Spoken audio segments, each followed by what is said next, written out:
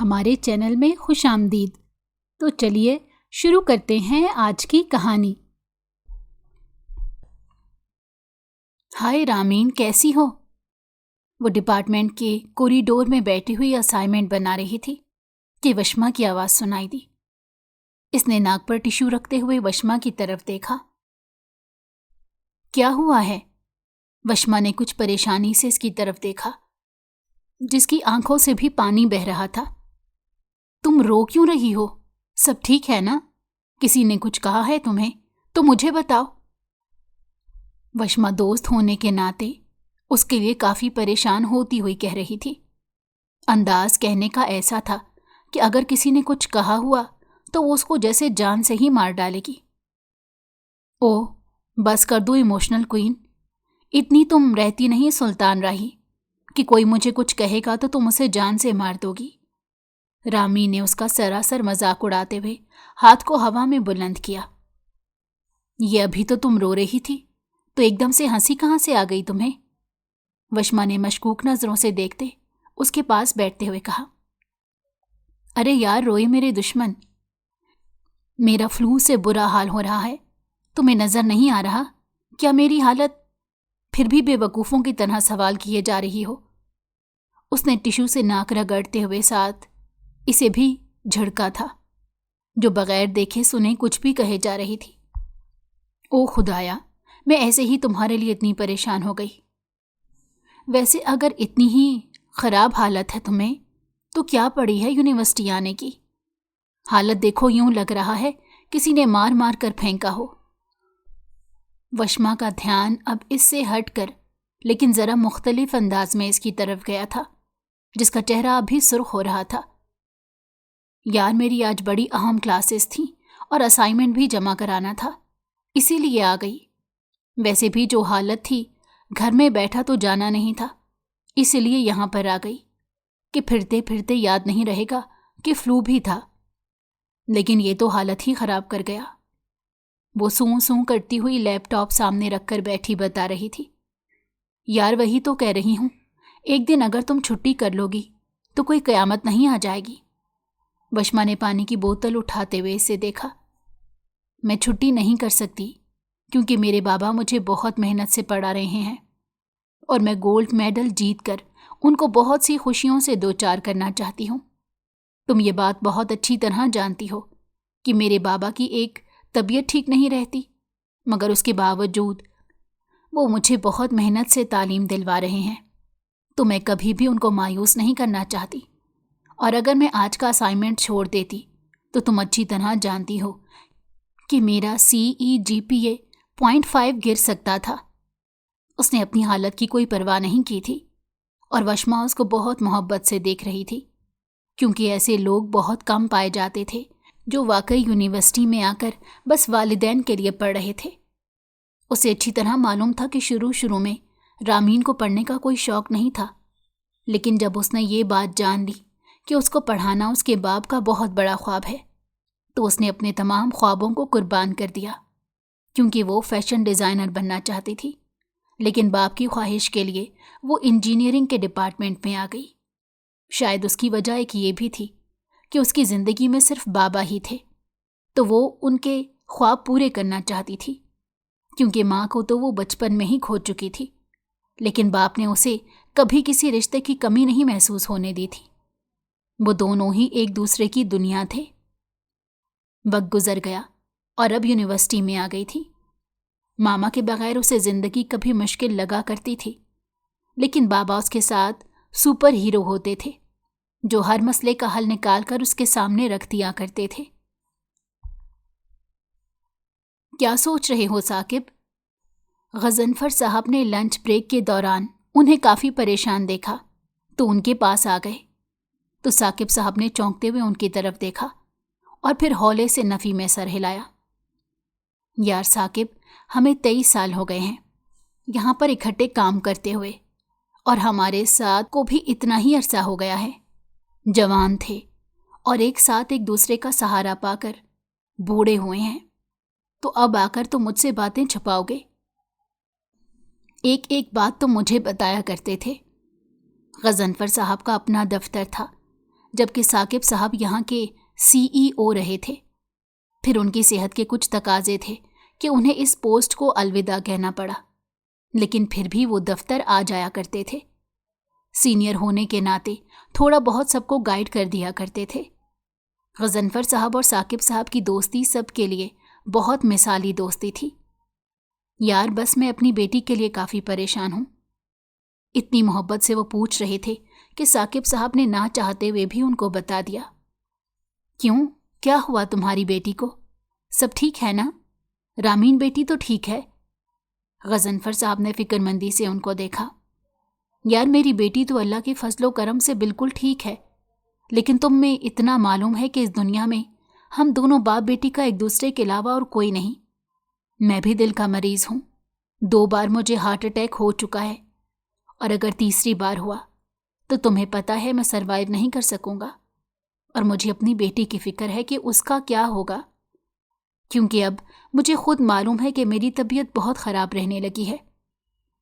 فکر مندی سے کہتے ہوئے انہوں نے غضنفر صاحب کی طرف دیکھا تو ان کی بات سن کر وہ بھی کافی پریشان نظر آنے لگے۔ بس ہم باپ بھی بڑی عجیب فطرت کے مالک ہوتے ہیں۔ جب طاقت ہوتی ہے تو بیٹیوں کے سب سے بڑے محافظ ہوتے ہیں، اور جب ذرا سی صحت جواب دینے لگتی ہے تو بیٹیوں کو محفوظ ہاتھوں میں سونپنا چاہتے ہیں۔ میں تمہارا مطلب بڑی اچھی طرح سمجھ گیا ہوں، اور میں تمہاری بات کو مکمل طور پر سمجھ رہا ہوں۔ میں تمہیں یہی مشورہ دوں گا کہ کوئی قابل بھروسہ رشتہ دیکھ کر تم اس کا نکاح کر دو۔ غضنفر صاحب بھی ان کی حالت سے اچھی طرح آشنا تھے، اسی لیے انہوں نے بغیر تسلی دیے ان کو یہ سب کرنے کی ترغیب دی۔ رشتوں کی کمی تو نہیں ہے، لیکن یار قابل بھروسہ رشتہ ڈھونڈنا بہت مشکل ہے۔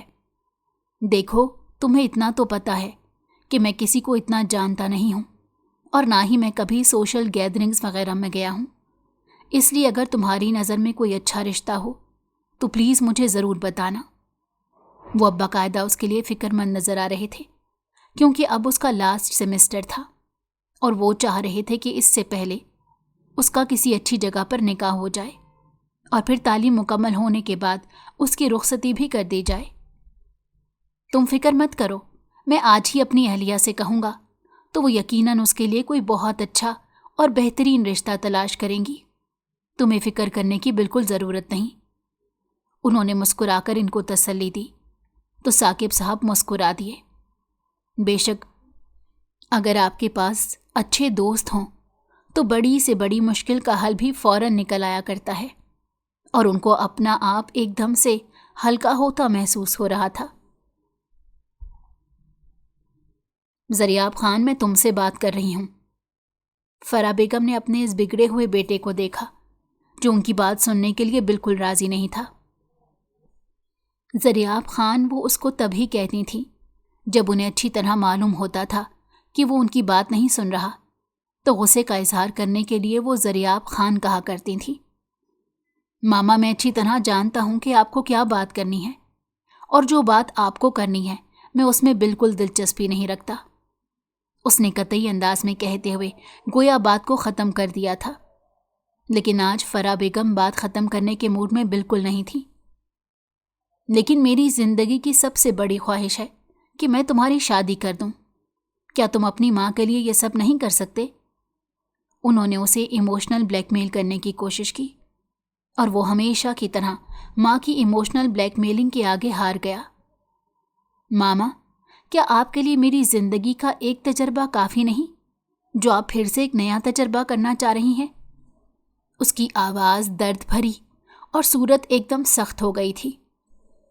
وہ یہ سب نہیں کرنا چاہتا تھا، لیکن یہ بات سچ تھی کہ وہ اب بہت تنگ آ گیا تھا، تو اس لیے ان سے 2 ٹوک بات کرنا بہت ضروری تھا۔ اگر زندگی ایک بار ہمارے ساتھ برا کر دے تو اس کا یہ مطلب ہرگز نہیں کہ وہ ہمیشہ ہی ہمارے ساتھ برا کرے گی۔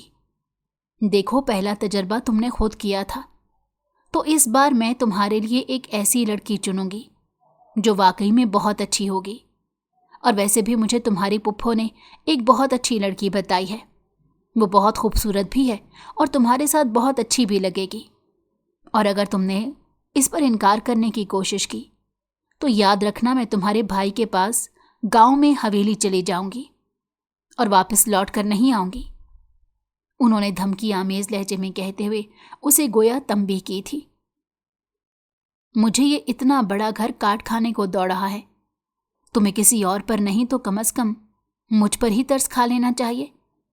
मैं अपनी हवेली छोड़कर यहाँ पर तुम्हारी वजह से बैठी हूँ और तुम मेरी बात सुनने को तैयार ही नहीं। उनकी आवाज़ खुद बहुत नम हो गई थी। इसने उनको देखते हुए अपना हाथ माथे पर रखा था, गोया वो सोच रहा हो कि अब उसे क्या करना चाहिए। ठीक है, मैं शादी करने के लिए तैयार हूँ, लेकिन मेरी एक शर्त है। ये जुमला कहकर तो उसने उनको हैरान ही कर दिया था।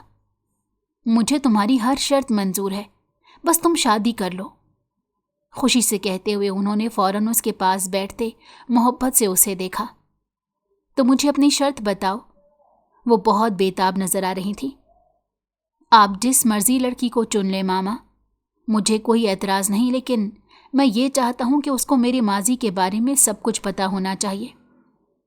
उसने जिस अंदाज में कहा तो वो गहरी सांस भर कर रह गई थी। वादा करें कि आप मेरा माजी नहीं छुपाएंगी। उनके चेहरे के तासुरात देखते हुए इसने यही सोचा था कि वो इस बात के लिए राजी नहीं होंगी और ये किस्सा ख़त्म हो जाएगा। बेटा तुम फिक्र मत करो, जाहिर है मैं उनको सब कुछ बताऊंगी और उसके बाद ही तुम्हारा रिश्ता करूंगी, क्योंकि मैं झूठ पर तुम्हारे रिश्ते की बुनियाद नहीं रखूंगी। उन्होंने मुस्कुराकर उसके चेहरे पर हाथ रखते हुए कहा, तो वो भी गहरी सांस लेता हुआ मुस्कुरा दिया, क्योंकि इंसान कभी कभी अपनों के लिए भी बहुत कुर्बानियां देता है। तकरीबन 4 से 5 दिन गुजरे थे कि गजनफर साहब ऑफिस में मुस्कुराते हुए आए। मेरे पास तुम्हारे लिए बहुत बड़ी खुशी की खबर है, और वो ये है कि मेरी बेगम का भतीजा है जिसका अपना कारोबार है। उसके लिए मेरी बेगम ने अपनी भाभी से बात की थी, तो वो इस रिश्ते के लिए राज़ी हैं, क्योंकि मैंने अपनी बेगम से कहा था कि रामीन की तस्वीर उनको दिखा दें, तो उन लोगों को वो बहुत पसंद आई है। मगर एक छोटा सा मसला है। गजनफर साहब ने खुशी की खबर दी, लेकिन आखिर में ज़रा सा फिक्रमंद होते हुए इनकी तरफ देखा। क्या मसला? वो जो उनकी बात सुनकर काफ़ी खुश हुए थे, लेकिन आखिरी जुमला सुनकर परेशान हो गए। उनका बेटा है ज़रियाब और बहुत काबिल लड़का है। उसकी उन्होंने शादी की थी जो कि सिर्फ 2 माह ही चल सकी, क्योंकि लड़की को शादी से पहले ही कोई और लड़का पसंद था और वो 2 माह भी ना गुजार सके और तलाक लेकर चली गई। यकीन करो, उस लड़के की गारंटी मैं देता हूँ। उसके अलावा उसमें और कोई नुक्स नहीं। माँ और बेटा शहर वाले घर में रहते हैं, जबकि उसका दूसरा भाई हवेली में रहता है। ये लोग भी हवेली जाते रहते हैं, लेकिन ज़्यादा अरसा उनका शहर में गुजरता है, क्योंकि लड़के का कारोबार शहर में है। मैं उसकी गारंटी तुम्हें देता हूँ, क्योंकि वो मेरी बीवी का भतीजा है और बहुत काबिल लड़का है वो। अगर मेरी अपनी कोई बेटी होती तो यकीन करो मैं उसका रिश्ता वहाँ पर दे देता। बाकी तुम सोच विचार कर लो। गजनफर साहब की आवाज़ सुनकर वो थोड़े से परेशान लग रहे थे, लेकिन सोचने के लिए वक्त मांग लिया और कई दिन सोचने के बाद फिर उन्होंने मस्बत जवाब दे दिया। जवाब देने से पहले उन्होंने रामीन से ये बात ज़रूर पूछी थी कि उसे कोई और पसंद तो नहीं, लेकिन रामीन ने इस चीज़ का कोई इजहार नहीं किया था। पहले बस शादी के लिए बिल्कुल नहीं मान रही थी, तो जब इन्होंने अपने हाथ उसके सामने जोड़ते कहा कि वो उसको लेकर बहुत फिक्रमंद है, तो वो इस बात के लिए मानी थी कि वो शादी नहीं करेगी, बस निकाह करवा दें। वो अपने बाप को लेकर बहुत ज़्यादा पॉजेसिव थी और वो ये बात बहुत अच्छी तरह जानते थे। उसे अपने बाप की फिक्र थी कि अगर वो चली गई तो पीछे से उनका ख्याल कौन रखेगा। तो इसलिए उन्होंने कहा था कि पहले उसके ससुराल वाले आएंगे, इसको एक बार देखभाल जाएंगे, तो उसके बाद ही इस रिश्ते को अगर तो कुछ समझ में आया तो आगे बढ़ाया जाएगा। वो इस सब को लेकर बहुत परेशान थी। फिर उसे वशमा ने समझाया कि तुम्हें कहीं ना कहीं तो शादी करनी है, तो बेहतर है कि तुम अभी अपने अब्बा की पसंद से इस रिश्ते के लिए हाँ कर दो। वैसे भी अच्छे रिश्ते बार बार नहीं मिलते। तो बाबा के लिए वो मान गई थी, क्योंकि वैसे बस उसकी ज़िंदगी में कोई और नहीं था, तो उसने इत्तेफाक कर लिया। हमें आपकी बेटी बहुत अच्छी लगी है, تو پھر اس مہینے کے آخر میں ہم نکاح رکھ لیتے ہیں۔ فرح بیگم کو یہ خوبصورت اور پیاری سی لڑکی جو شکل و صورت سے بہت معصوم لگ رہی تھی بہت اچھی لگی تھی۔ اسی طرح سب وہاں بیٹھے ہوئے تھے اور کچھ باتوں کے بعد ان کے نکاح کی تاریخ رکھ دی گئی۔ فرح بیگم گھر آ کر اس کی تعریفوں کے پل باندھ رہی تھی، جبکہ اسے ان سب میں بالکل کوئی انٹرسٹ نہیں تھا۔ وہ صرف ان کی خاطر مان گیا تھا۔ یوں ہی تقریباً 2 ہفتے گزر گئے تھے اور اگلے ہفتے ان لوگوں کا نکاح تھا، لیکن زریاب کو اپنے بزنس سے ہی فرصت نہیں تھی۔ بیٹا، میں چاہتی ہوں کہ تم دلہن کے لیے نکاح کا لباس دیکھ لو۔ میں اچھی طرح جانتی ہوں کہ تم بہت مصروف ہو، لیکن بیٹا اپنی زندگی کے اہم دنوں کے لیے تھوڑا وقت تو انسان کو نکالنا چاہیے۔ وہ اچھی طرح جانتی تھی کہ وہ اس سب کو اوائڈ کیوں کر رہا تھا۔ جس عورت کو وہ اتنی چاہت سے بیاہ کر اس گھر میں لایا تھا، وہ اسے دھوکہ دے کر 2 مہینے کے اندر اندر اس کی زندگی سے نکل گئی۔ وہ پچھلے 4 سال سے اس واقعے کو بھول نہیں پایا تھا اور اب پتہ نہیں وہ کیسے مان گیا تھا۔ شاید تنہا رہتے رہتے وہ بھی تھک گیا تھا۔ دیکھیں ماما، نکاح کا جوڑا میں نے نہیں پہننا، جس لڑکی نے پہننا ہے آپ جا کر اس سے پوچھیں۔ اس نے یوں ہی اپنی جان چھڑانے کو کہہ دیا تھا۔ بیٹا، میں نے اس سے کہا تھا، لیکن اس کے پیپر چل رہے ہیں تو وہ کہہ رہی ہے کہ میں اپنی مرضی سے لے آؤں، لیکن اب میں چاہ رہی ہوں کہ میں تمہاری مرضی سے لے کر آؤں۔ دیکھو، میں تمہاری مصروفیت کا اچھی طرح اندازہ لگا سکتی ہوں، لیکن تمہیں ان چند دنوں کے لیے وقت ضرور نکالنا پڑے گا، اور یہ تمہاری ماں کا حکم ہے۔ ہم آج شام کو مال جا رہے ہیں اور نکاح کا جوڑا لے کر آئیں گے۔ وہ حکم بھرے لہجے میں کہنے کے بعد وہاں سے چلی گئیں، جبکہ وہ سر پکڑ کر بیٹھ گیا، کیونکہ اس کا شاپنگ کرنے کو دل نہیں کرتا تھا، لیکن اب ماں کا حکم بھی نہیں ٹال سکتا تھا۔ عجیب زبردستی ہے۔ اس کے بعد سونے کے لیے چلا گیا، اور جب سو کر اٹھا تو شام ہو رہی تھی، اور ماما کے ساتھ وہ لہنگا دیکھنے کے لیے چلا گیا۔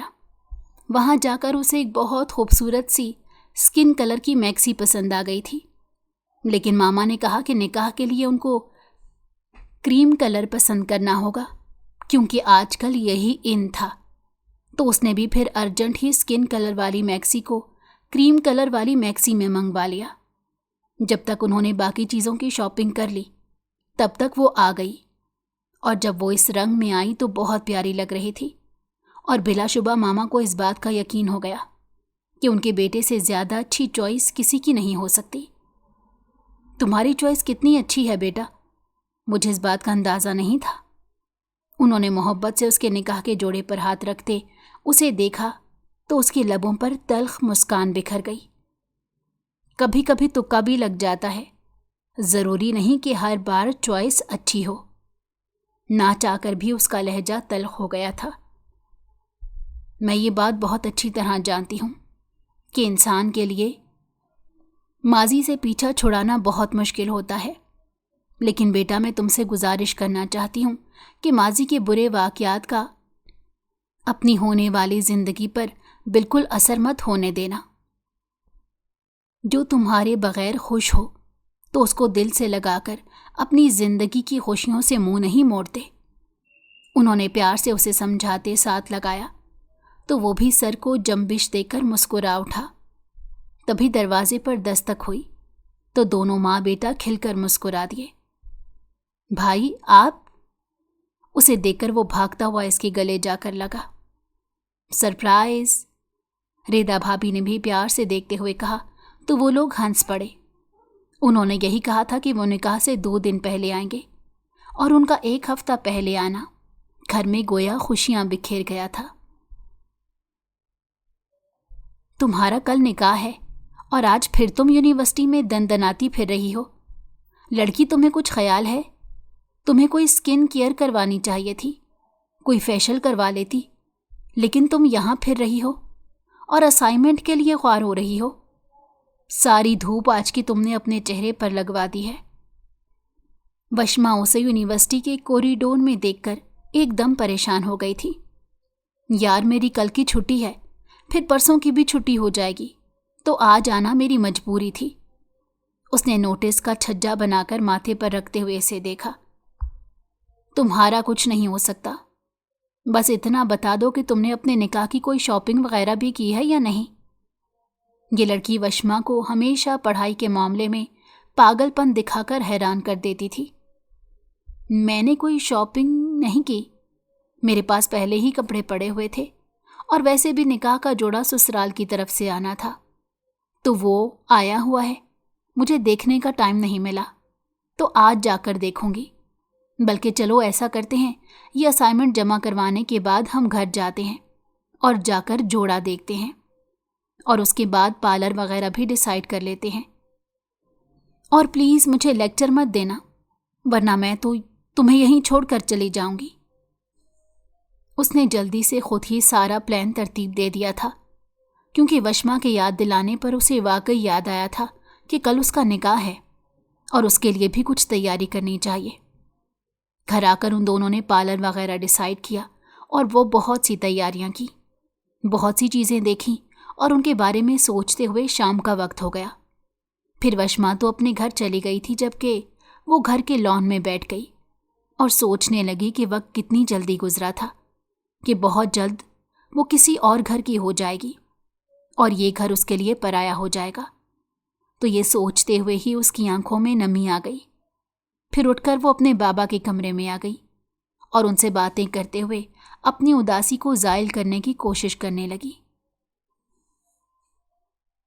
निकाह का जोड़ा पहने इतनी हसीन लग रही थी कि गुमान हो रहा था जैसे परिस्तान से कोई परी अपना रास्ता भूल कर यहाँ आ गई हो। जितनी तुम प्यारी लग रही हो, मेरी दुआ है कि तुम्हारी जिंदगी का ये नया चैप्टर तुमसे ज़्यादा हसीन हो। वशमा ने उसे देखते हुए मोहब्बत से दुआ दी।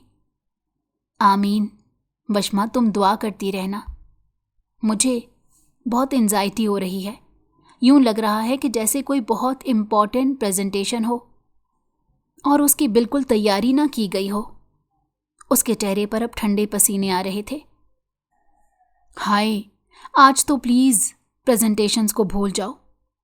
वशमा ने जब मुंह बसोरा तो बेसाख्ता हंस पड़ी। यार, बस अजीब सा महसूस हो रहा है। उसने गहरी सांस लेते हुए अपने हाथों पर लगी हुई मेहंदी को देखा तो ख्याल आया कि पढ़ाइयों के दौर में मसरूफ़ होकर उसे कभी मेहंदी लगाने का ख्याल भी नहीं आया था, और आज हाथों पर कितनी जच रही थी। मगर ये किसी और के नाम की मेहंदी थी, जिसको इसने कभी देखा भी नहीं था। वैसे रामीन, तुम्हें कैसा लग रहा है मुकम्मल तौर पर एक अरेंज मैरिज करते हुए, एक ऐसे इंसान की ज़िंदगी का हिस्सा बनते हुए जिसको तुमने अभी तक देखा भी नहीं?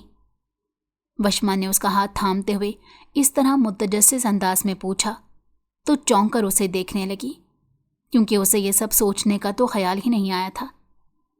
सच कहूँ तो फिलहाल मुझे कुछ महसूस नहीं हो रहा। शायद निकाह के बाद मुझे महसूस हो, लेकिन थोड़ा सा अजीब ज़रूर लग रहा है। उसने मुस्कुराते हुए कहकर इसकी तरफ देखा। निकाह ख्वां आ गए और इसका निकाह हो गया। चंद लम्हों का खेल था और वो रामीन साकिब से रामीन ज़रियाब खान बन गई। उसके बाद ज़रियाब की भाभी रिदा आ गई और उसे वशमा की मदद से बाहर लेकर आईं, जहाँ एक खूबसूरत सा स्टेज बना हुआ था। उसका चेहरा घूंघट में छुपा हुआ था, इसीलिए वो भी उसे नहीं देख पाया था।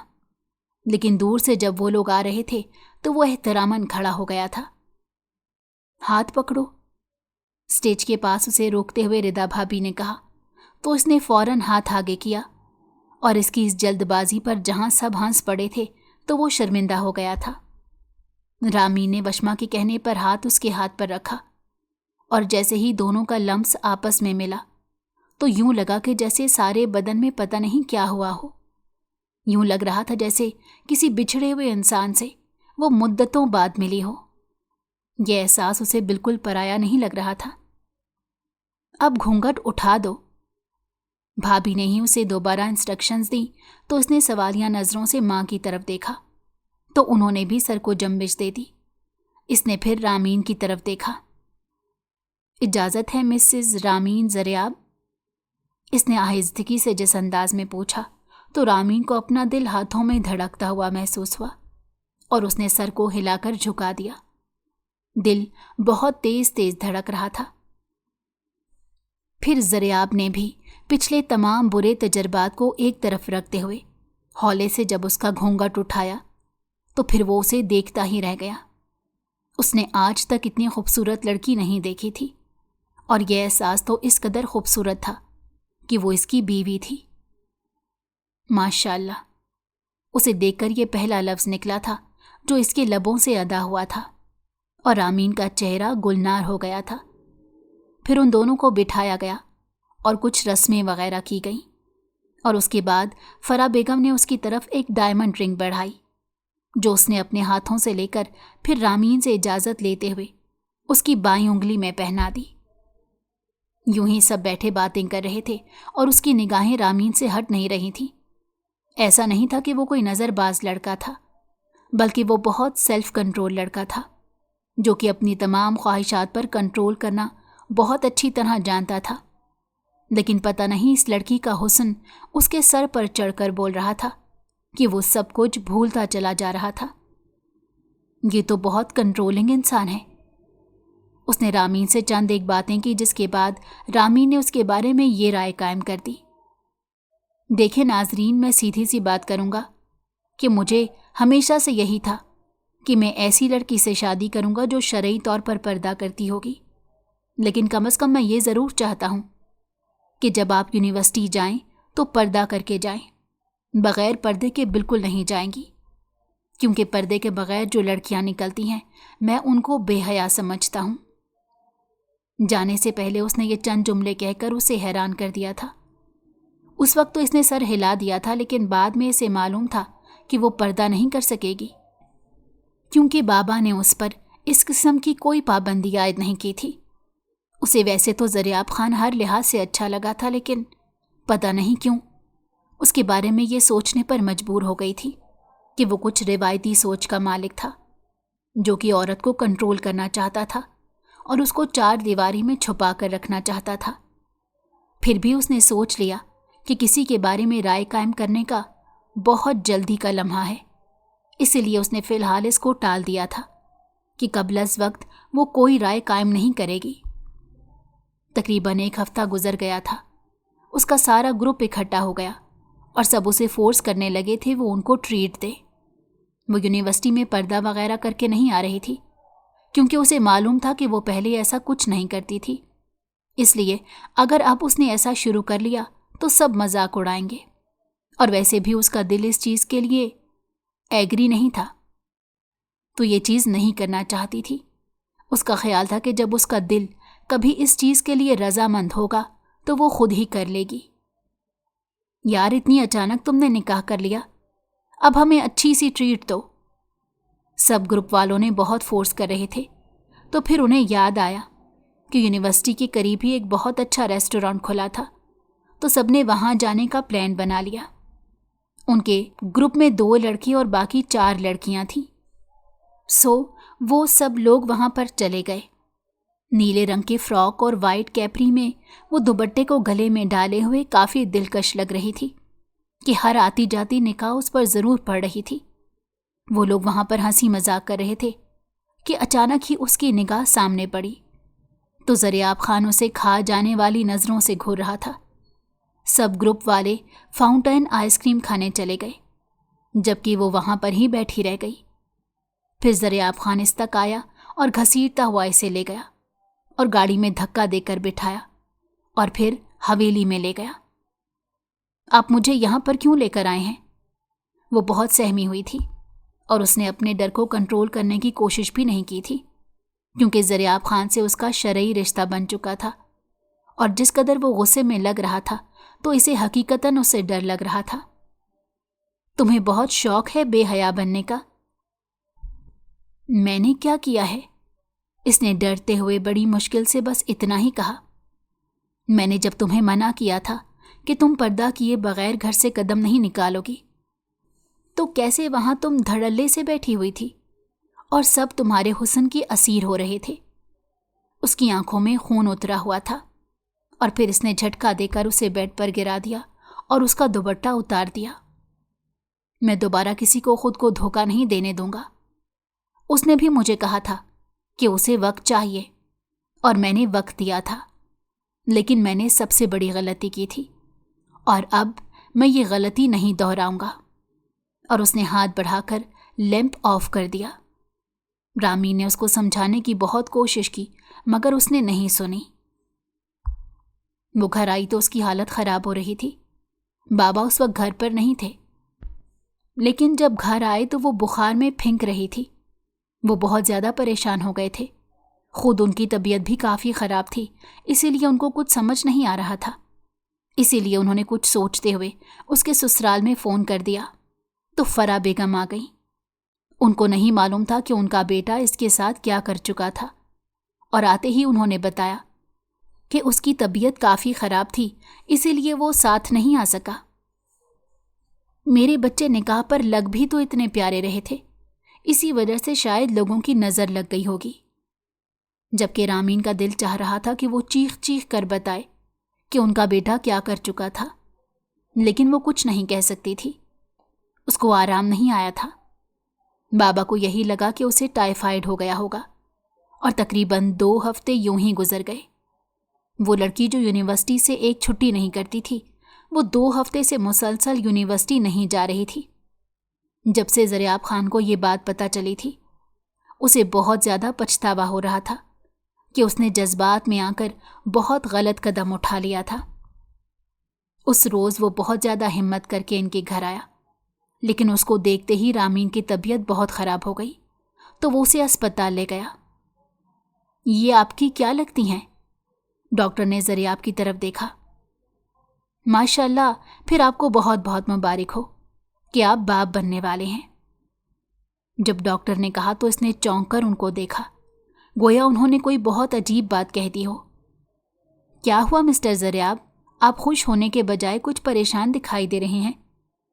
ڈاکٹر کو یہ اس کی پریشانی بھانپ گئی تھی، مگر ان کو علم نہیں تھا کہ وہ کیوں پریشان تھا۔